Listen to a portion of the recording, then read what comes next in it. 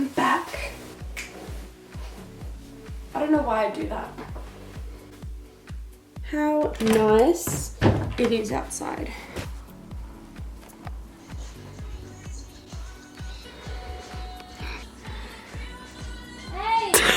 Oh my god, I just jumped over the pool with the camera. So today I am doing, sorry, my little sister is watching. Hello, sexy lady. Oh shit, it's not focusing. Oh, it's focusing. You look so hot.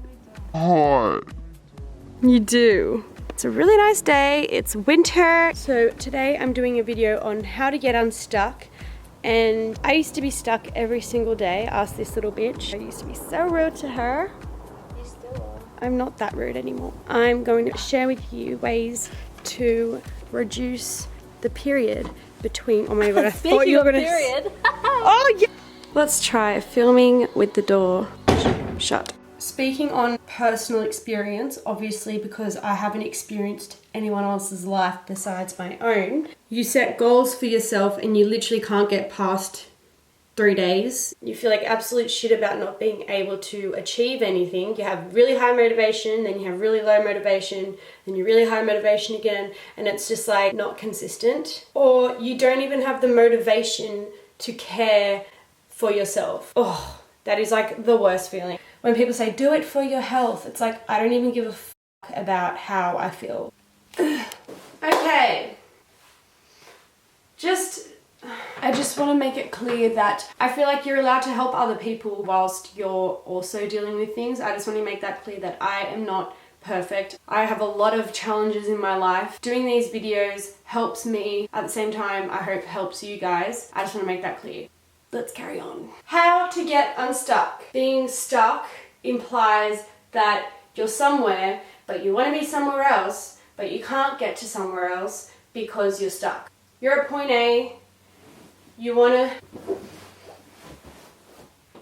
be at point B, but you can't get to point B because you're stuck at point A. You're so motivated. We've all felt this. Yes, let's start on Monday. Monday night, still doing well. Tuesday, Wednesday, I want a cookie. Thursday, doesn't even make it to Thursday. If you're really lucky, 2 weeks, 3 weeks, by the time you're 2/5 into it, you just want to give up and you go back to your old ways. Being stuck is actually not a thing unless you're in jail. But feeling stuck is a whole different story. The 3 reasons why we feel stuck. I'm not a double-lined person. I don't know why I did that. We aren't stuck, we feel stuck. So we can't change our behavior without changing our mental state. So I should probably take out my gum. Okay. Story and circumstance. Second one is our state. So that's our emotional and physical state. Third one is strategy. Usually they're way too complex, way too broad, way too vague. So let me get into the first one. So the method that I want to share with you guys is, first step, change your story, those limiting beliefs that you hold inside you and is keeping you back. This is my favorite quote. You're only as effective as the being doing the doing. You need to change who you're being. You're believing that you're being, because that person goes against what they actually believe. How effective are they going to be? Not that effective. First step is to stop saying you're stuck. I'm stuck in this state no matter what I try to do. I feel stuck. Guess what you're going to get? You're going to be stuck forever. The second one I wrote is, I don't have the money to follow my dream. That's a story. You need to stop telling yourself the story. Oh, I came from an unwealthy family. I really want to do what this person does, but they were fortunate enough to be born in a rich family, so therefore I can't do what they do.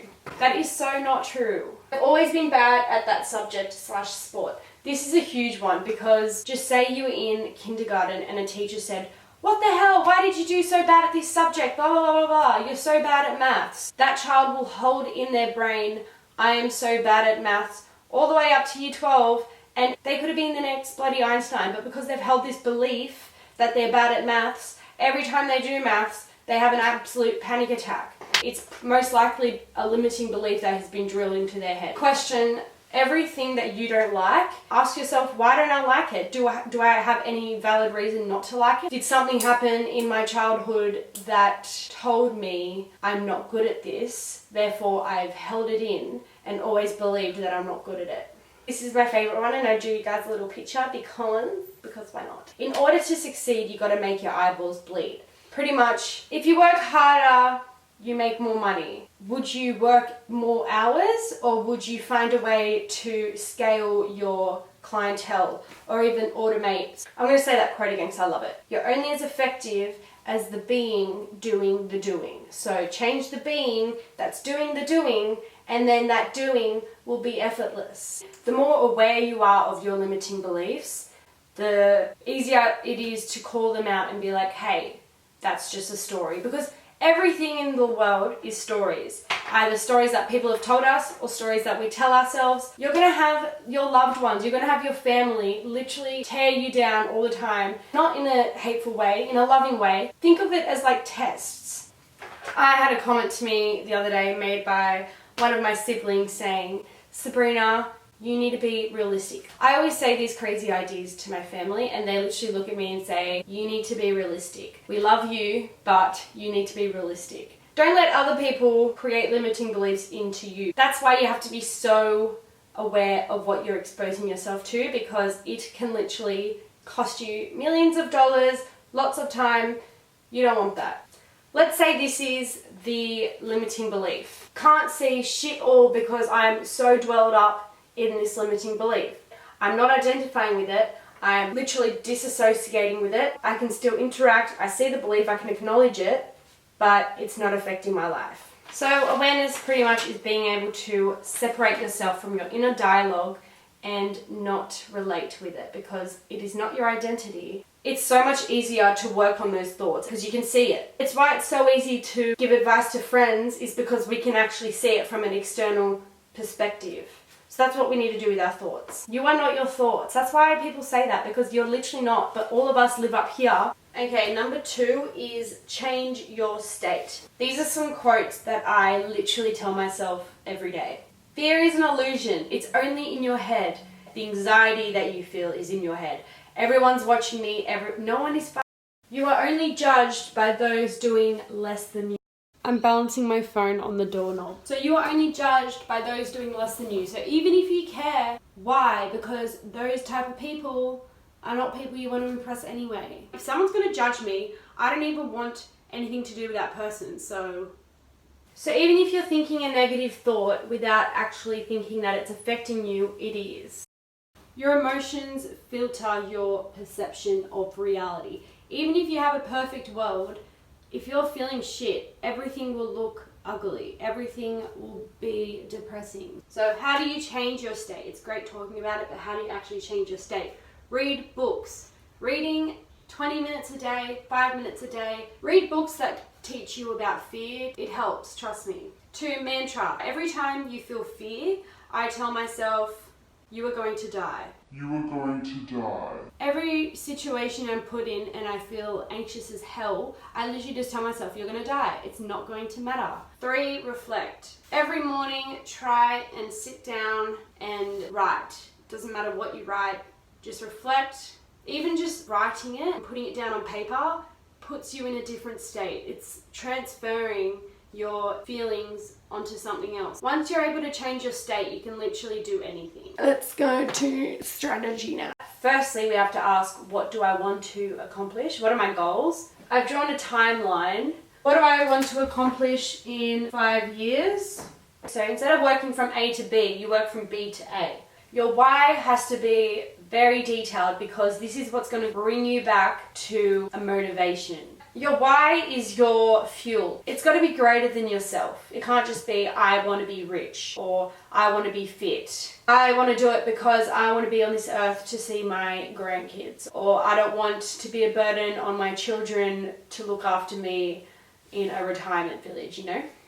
Who do I need to be? So I need to be committed, disciplined, kind to myself. Get someone who's already at your goal and look at what qualities they have. Are they willing to jump in ice water at 4 a.m. in the morning? Put the extra hours in after their full-time job to kickstart their side business. Obviously, who you are now is not working because you're not at your goals. So you need to adopt the qualities of the type of person that you want to be in order to be that person. How am I going to do it? So that brings us back to step 1.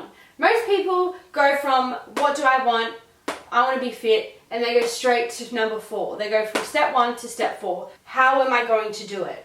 Most of us don't really plan, we just know where we want to go. You need to make changes so insignificant that it's almost funny. It's almost embarrassing to do it because you're like, that is so easy. You've got to have steps that are so small, you won't even notice the change, but you're going to get there. Okay, how to simplify your strategy. Anything is possible when broken down into bite-sized chunks. You bite it down into such small chunks, and I mean minuscule chunks, that it's like embarrassing to do, as I said. Because if you're jumping from step 1 to step 4, you don't see your target because this seems so far away and it's so overwhelming to even get there. And you don't know what you can do every day to get there.